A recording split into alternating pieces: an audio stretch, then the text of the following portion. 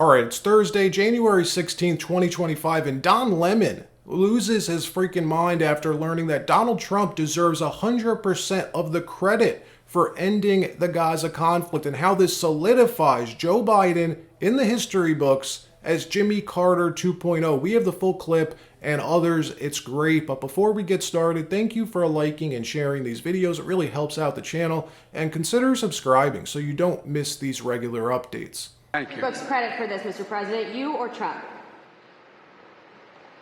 Is that a joke? Oh, thank you. If those hostages aren't back, I don't want to hurt your negotiation. If they're not back by the time I get into office, all hell will break out in the Middle East.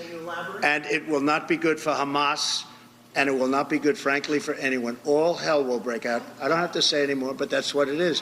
With only 4 days to go before Trump's sworn in as the 47th president, peace is already breaking out in the Middle East. Trump promising Hamas all hell will break loose if our hostages, if our American hostages aren't returned before he takes office. Well, what do you know? With 4 days to go before Trump takes office, Hamas bending the knee and capitulating, clearly scared of Trump's wrath and unpredictability. Trump announcing on Truth Social yesterday, we have a deal for the hostages in the Middle East. They will be released shortly. Thank you. And during the 1980 presidential election, one of the main reasons why Ronald Reagan won in such a monumental way, one of the largest victories in American history, possibly the largest victory, was because of Jimmy Carter's weakness on the world stage. Over 50 Americans, 53 Americans, I believe, were taken hostage in Iran, held for over a year,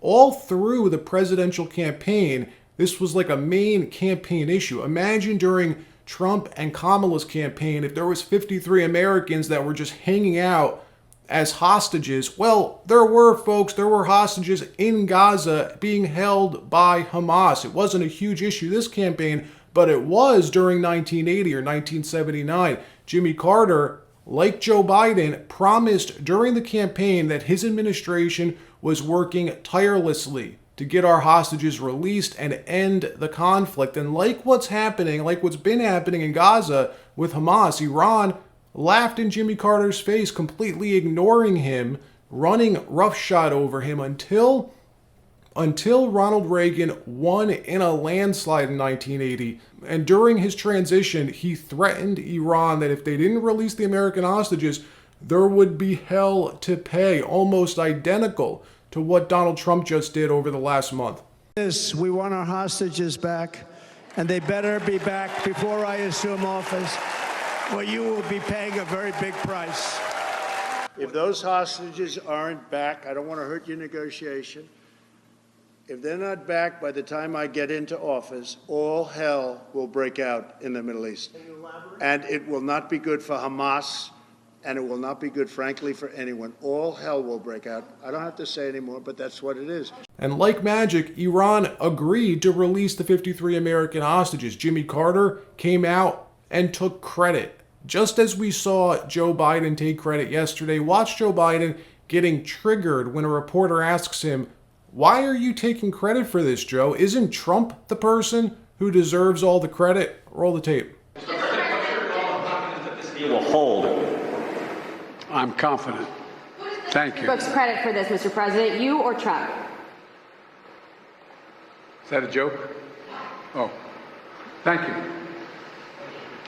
Look, Joe Biden will go down as one of the weakest presidents in American history. Not like Jimmy Carter, who was empathetically weak. You know, that was just who his personality was. Joe Biden is just incompetently weak. He will go down in the history books as Jimmy Carter 2.0. The comparisons are almost like strikingly obvious. After this, Trump cemented Biden's legacy as Carter 2.0. That's why Trump did this, by the way. So with that in mind, watch as Don Lemon, because yes, Don Lemon is still around. He has his own show now. He went independent after CNN fired him. And like his CNN show, still nobody watches him. But watch, regardless, Don Lemon, because it's awesome, lose his freaking mind as his guest educates him on how all the credit for this ceasefire and the hostage release goes to Donald Trump. This is great. Roll the tape. This is what I say. According to diplomats who were involved firsthand in the negotiation, President Biden refused to put any pressure on Netanyahu. And ultimately, they gave up that any deal would happen. It was, and Don, you and I talked about President Trump. I have no love, and I don't want to give Trump any credits, but I know, but I am in the business of telling the truth. Same.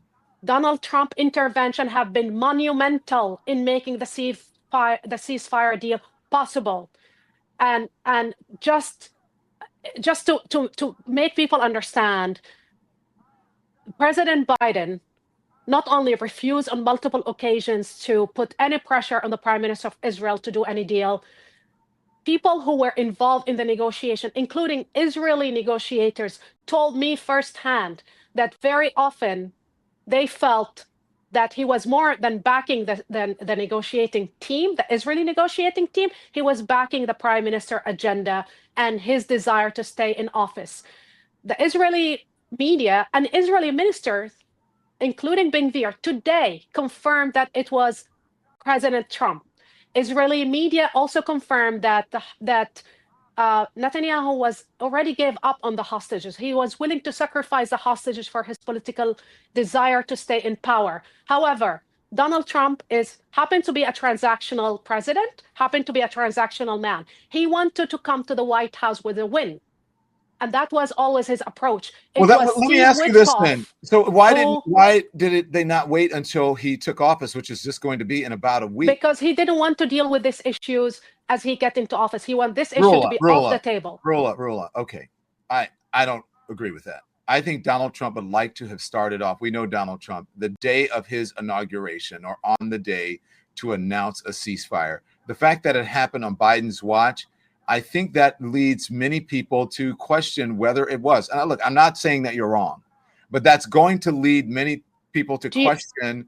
Do you know when the ceasefire will enter in? Do you know when the ceasefire will start?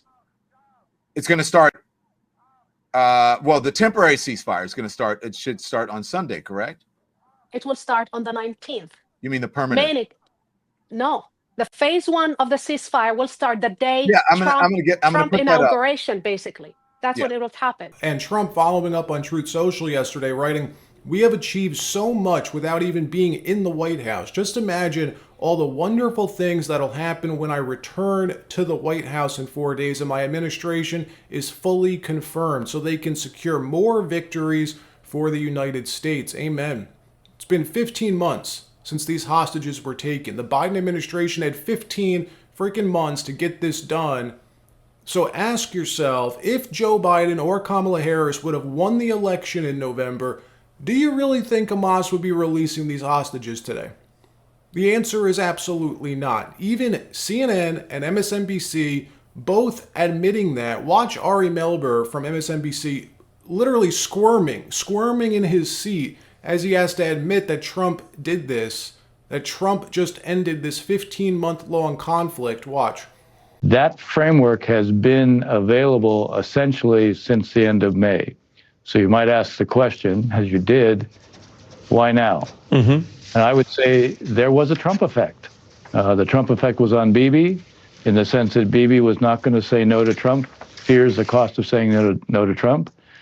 There was a Trump effect also, I think, on Qatar and Egypt.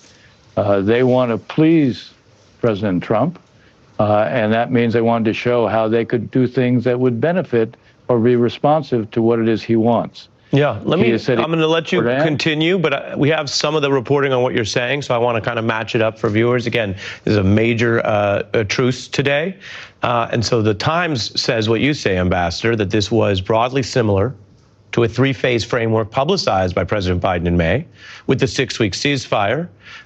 They've reviewed even a copy of the agreement as this was all unfolding today. The same report notes that Donald Trump's threats that all hell would break loose if no deal was reached before his inauguration might have helped motivate Hamas's leadership. Then the Times of Israel writing yesterday, Trump envoy swayed Netanyahu more in one meeting than Biden did all year. Even the Washington Post admitting it. A diplomat briefed on the ceasefire negotiations between Israel and Hamas credited progress in the talks in part to the influence of President-elect Donald Trump, saying it was the first time there has been real pressure on the Israeli side to accept a deal. That was the Washington Post saying that. So why then is Biden taking credit? The history books, they will get this right, folks, the same way they did with Ronald Reagan and Jimmy Carter. 4 more days. That's it. 4 more days. All right, that wraps up this episode. Like, subscribe. We'll see you next time.